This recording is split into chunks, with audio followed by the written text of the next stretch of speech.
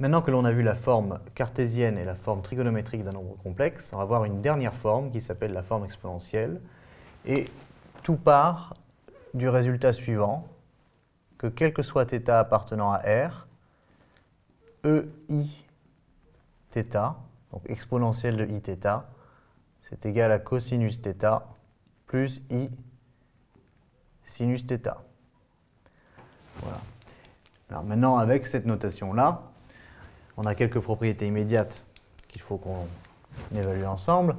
Eh bien, la première, c'est de dire que EIθ, si j'en prends le module, eh bien, c'est la racine de cosinus carré θ plus sinus carré θ, vu la définition que j'ai ici, hein, racine carrée de partie réelle au carré plus partie imaginaire au carré. Or, pour tout θ, cos carré θ plus sin carré θ vaut 1, c'est donc racine de 1, et ça vaut 1. Donc, quelle que soit la valeur de θ, le module de EIθ vaudra toujours 1. Ensuite, si j'ai EIθ et que j'en prends le conjugué, ça veut dire que je prends le conjugué de cos θ plus I sinus θ, comme ceci, et je sais qu'il suffit que je change de signe entre partie réelle et partie imaginaire pour avoir le conjugué, donc c'est cos θ moins I sinus θ, c'est-à-dire E moins I θ, puisque cos étant pair et sinus étant impair, et bien sinus de moins θ, c'est moins sinus θ. Voilà. Et dernier point à remarquer, c'est que EIθ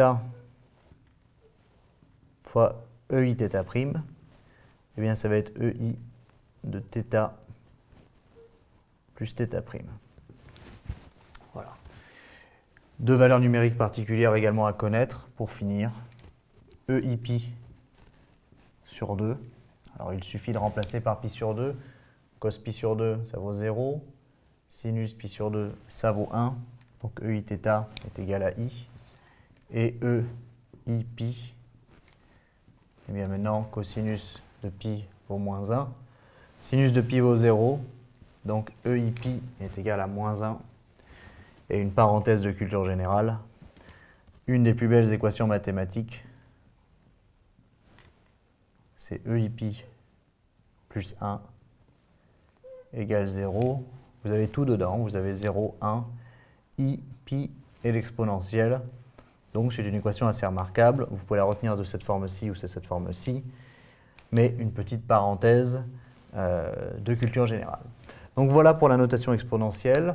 On va voir tout de suite en quoi les formules d'Euler se basent sur cette notation et comment on applique les formules d'Euler.